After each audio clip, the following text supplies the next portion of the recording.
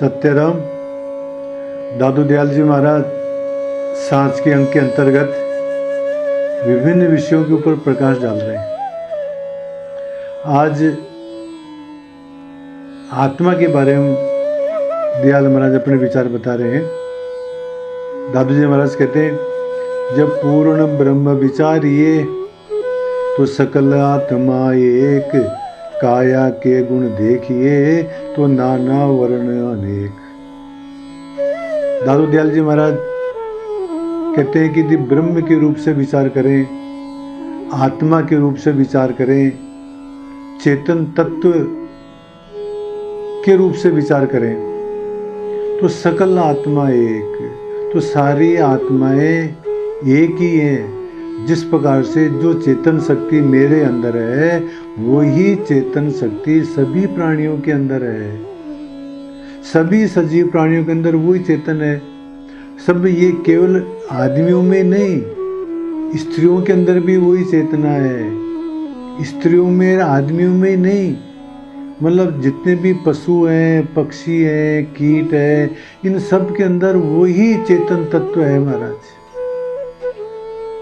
तो दयाल महाराज कहते हैं कि जब पूर्ण ब्रह्म विचारे तो सकल आत्मा एक। यदि आत्मा की दृष्टि से विचार करें, यदि चेतन तत्व की दृष्टि से विचार करें, यदि प्राण शक्ति की दृष्टि से विचार करें तो सभी आत्माएं एक है। काया के गुण देखिए तो नाना वर्ण एक। और यदि शरीर की दृष्टि से देखें महाराज तो फिर अलग अलग दिखाई देता है, क्योंकि कोई गोरा है, कोई काला है, कोई लंबा है, कोई ठिगना है, कोई दुबला है, कोई पतला है। तो काया की दृष्टि से तो अलग अलग नजर आते हैं, परंतु आत्मा की दृष्टि से देखें, चेतन तत्व की दृष्टि से देखें तो सभी प्राणी एक ही है महाराज।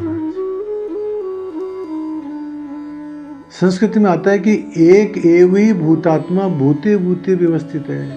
एक ही आत्मा सभी भूतों के अंदर व्यापक है, स्थापित है। एकदा बहुधा चैव दृश्यते जलचंद्रवत। वास्तविक बात तो यह है कि एक ही अनेक रूप के अंदर दिखाई दे रहा है। उदाहरण देते हुए बताते हैं, जैसे मान लो रात्रि हो और अलग अलग तरह के बर्तनों के अंदर पानी भरा हुआ हो, नदी हो, तालाब हो, समुद्र हो, घड़ा हो, और भी कोई चीज हो, तो उनके अंदर नदी में अलग प्रतिबिंब दिखाई देगा, समुद्र में अलग प्रतिबिंब दिखाई देगा, चंद्रमा का, तालाब में अलग दिखाई देगा, बाल्टी में अलग दिखाई देगा, टप में अलग दिखाई देगा। परंतु महाराज चंद्रमा तो एक ही है, केवल बर्तनों के कारण से प्रतिबिंब अलग अलग भासता है।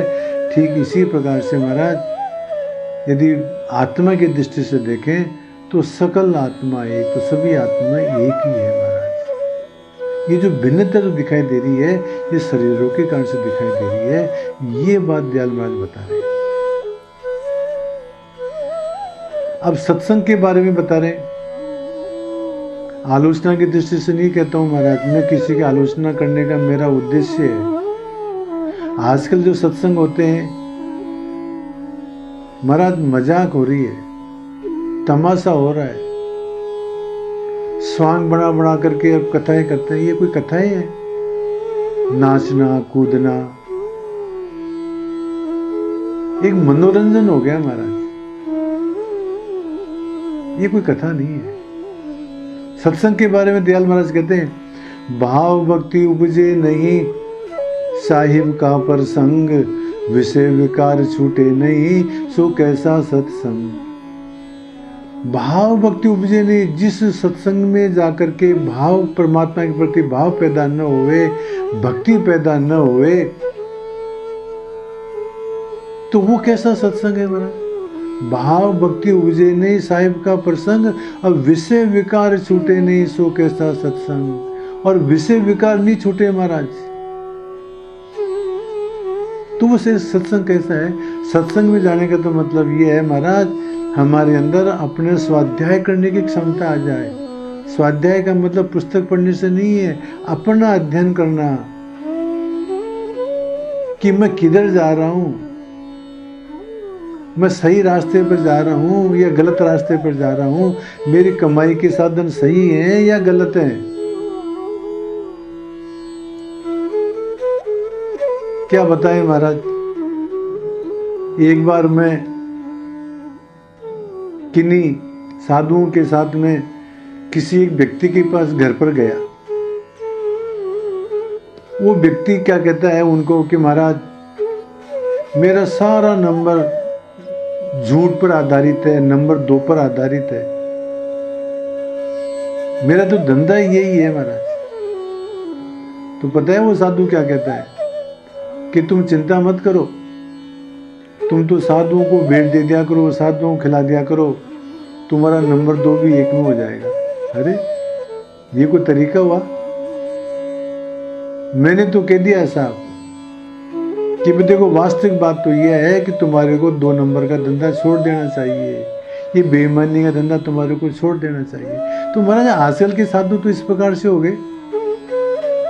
अरे साधु काहे गए महाराज, उनको स्वयं को ज्ञान नहीं है, बस खाली उछल लिया, कूद लिया, गा लिया, बजा लिया और दुनिया मूर्ख है। तो दयाल महाराज कहते हैं कि भाव भक्ति उपजे नहीं साहिब का प्रसंग, विषय विकार छूटे नहीं सो कैसा सत्संग। यदि हमारे को यदि अपने बारे में ज्ञान नहीं हुआ, हमारे विषय विकार नहीं छूटे महाराज, तो वो काहे का सत्संग है। और आजकल के महाराज सब बस उछल कूद के ही जो है सत्संग हो रहे हैं सारे। चलो वस्तु अब और बात करते हैं जो भी आजकल दिखाई दे रही है। वासन विषय विकार के तिनको आदर मान, संगी सृजनहार के 300 गरो गुमान। क्या देखा जाता है? वासन विषय विकार के तिनको आदर मान। जो विषय विकारों के आश्रय स्थल हैं, जो विषय विकारी व्यक्ति हैं, उनको आदर मान दिया जा रहा है। और संगी सृजनहार के 300 गरो, और जो साधु हैं उनके साथ में गर्व करना, गुमान करना। क्या बताया जाए महाराज, ज्यादा बोलते हैं तो आलोचना होती है, परंतु साधु आश्रम के अंदर इन नेताओं का क्या काम? इनको क्यों महत्व दिया जाए? साधु आश्रमों का तो काम ये है कि जो साधु आवे उनका महत्व दिया जाए। हमारे गृहस्थ जीवन में भी हम देखते हैं कि जो हमारे भाई बंध वगैरह हैं उनको ज्यादा महत्व देंगे और साधु को महत्व कम देंगे। तो दयाल महाराज कहते हैं कि वासन विषय विकार के तिनको आदरमान। ये दुनिया जो है विषय विकारी व्यक्तियों को आदरमान देती है, और जो साधु हैं उनसे गर्व करते हैं, गुमान करते हैं, अपने आप को श्रेष्ठ समझते हैं महाराज। संत लोग कहते हैं हरिजन से ती रूषणा, परमात्मा के व्यक्तियों से तो रूषणा, और संसारी सो ने, और सांसारिक व्यक्तियों से स्नेह। ते नर कदे न नीवजे, जो कालर का खेत, उनका उद्धार कभी नहीं होगा।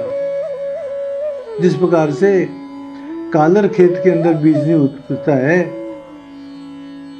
जिस प्रकार से ऊसर भूमि के अंदर बीज उत्पन्न नहीं होता है, इसी प्रकार से जो व्यक्ति सांसारिक विषय विकारों से युक्त व्यक्तियों को महत्व देते हैं और साधुओं को महत्व देते हैं, उनका उद्धार नहीं होता। साधुओं को महत्व नहीं देते हैं, उनका उद्धार नहीं होने वाला है।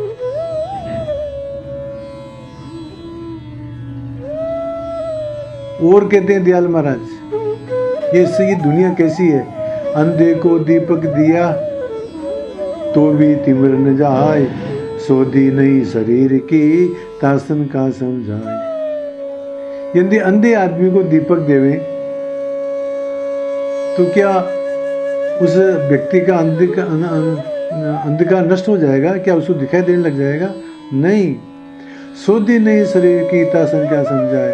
तो जिनको अपने शरीर की सोधी नहीं है, जिनके अंदर सद्बुद्धि नहीं है, जो दुर्मति से युक्त है, उनको समझाने से क्या फायदा महाराज, बेकार है। जैसे अंधे को दीपक देने से कोई लाभ नहीं है, इसी प्रकार से जो व्यक्ति दुर्मति से युक्त है,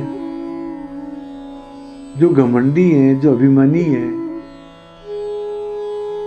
जो निर्गुणी है, जो गुण नहीं मानते हैं, उनको उपदेश देने से क्या फायदा। इसका एक अर्थ यह भी हो सकता है महाराज, एक बार एक व्यक्ति ने अमावस्या के दिन रात्रि को एक अंधे आदमी को भोजन के लिए बुलाया, भोजन कराया, और फिर जाते समय क्या कहा सूरदास जी को कि सूरदास जी जाओ, और एक लालटेन उनको पकड़ा दी कि सूरदास जी लालटेन ले जाओ और अपने घर जाओ। सूरदास ने कहा कि तुमने भोजन कराया है, बहुत अच्छी बात है, पर मेरे साथ में ये मजाक क्यों कर रहे हो। गृह स्वामी ने कहा कि आपके साथ में कौन सा मजाक किया, कि मेरे को लालटेन देने से क्या फायदा, मेरे को तो दिखाई नहीं देता है, मेरे लिए तो दीपक होना और न होना बराबर है।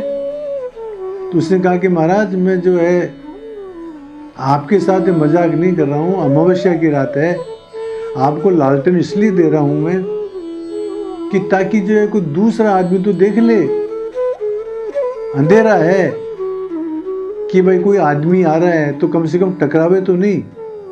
अंधे के दिमाग में झसकी, बात तो बिल्कुल सही कहा। वो लालटेन लेकर के चला महाराज, अंधा आदमी, संयोग से रास्ते के अंदर वो लालटेन बुझ गई। अब जब लालटेन नहीं होती थी तब तो जो है वो सूरदास अपनी लाठी को बजा बजा करके जोर से हरे राम इस प्रकार से करके चलता था ताकि दूसरे आदमी को मालूम पड़ जाए कोई आदमी आ रहा है। अब उस दिन तो उसके हाथ में लालटेन थी तो वो तो अकड़ के चलने लगा। इतने में क्या हुआ कि एक साइकिल वाला आया और उसके टक्कर लगाया। उसने कहा कि दिखाई नहीं देता है क्या, अंधे ने कहा। उसने कहा कि अंधेरा है, दिखाई नहीं दिया, सॉरी। उसने कहा लालटेन नहीं दिखाई दी, कि लालटेन तो बुझ गई। ठीक, ये दृष्टांत है महाराज। इसी प्रकार से हम लोग क्या करते हैं महाराज, किसी ग्रंथ को लेकर के, चाहे गीता हो, चाहे भागवत हो, चाहे रामायण हो, चाहे वाणी हो, चाहे उपनिषद हो, ये लालटेन है परंतु ये बुझ गई, इसका हमारे को ज्ञान नहीं है। और इसी प्रकार से जिस प्रकार से उसे अंधे की टक्कर होगी, इसी प्रकार से टकराते रहते हैं महाराज। हमारे को ज्ञान होना चाहिए महाराज, हमारी लालटेन जलती हुई रहनी चाहिए, ज्ञान रूपी दीपक जलता हुआ रहना चाहिए। और जो मूर्ख आदमी है उनको उपदेश देने से क्या फायदा, ये बात दयाल महाराज बता रहे हैं। और कहते हैं दयाल महाराज, कहिए कुछ उपकार को माने अवगुण दोष, अंधे कूप बताइया सत्य न माने लोग। कहिए कुछ उपकार को, हम दुनिया को अच्छी बात बताते हैं, उनके हित की बात बताते हैं, परंतु दुनिया जो है उसको अवगुण के रूप में लेती है, उसको सही नहीं मानती है। कैसे नहीं मानती है, उदाहरण देते बताते हैं कि अंधे को बताइया सत्य न माने लोग। जैसे मान लो कोई अंधा होए और वो कहीं जा रहा होए और उसको कोई कहते हैं सूरदास जी उधर मत जाना, उधर कुआं है, तो वो सूरदास उस बात को नहीं मानता है, कुएं में गिर जाता है। ठीक इसी प्रकार से महाराज ये संसारी लोग इस प्रकार के हैं कि इनको जो संतों ने बता दिया कि वासना जो है ये कुआं है और इसमें तुम यदि गिरोगे तो पुनरपि जननम पुनरपि मरणम होगा, पर और तुम क्लेश दुख पाओगे, वासना के चक्कर में पड़ोगे। परंतु महाराज कोई भी लोग जो है सत्य नहीं मानता है। इतनी बार मना करने के बावजूद भी, उपदेश देने के बावजूद भी विषय विकार छूटते नहीं है महाराज। अच्छी नहीं लगती है ये बात। इस प्रकार से दयाल महाराज इन साखियों के अंदर ये बताते हैं कि आत्मा की दृष्टि से सब एक है। जिस सत्संग के अंदर भाव भक्ति नहीं पैदा हुए वो सत्संग बेकार है। संसार के अंदर साधुओं को महत्व देना चाहिए, विषय विकारी व्यक्तियों को महत्व नहीं देना चाहिए। और जो निर्गुणी है, जो मदांध है, जो दुर्गुणी है, उनको उपदेश देने से कोई फायदा नहीं। ये बातें दादा दयाल जी महाराज इन साखियों में बताते हैं। सत्य राम।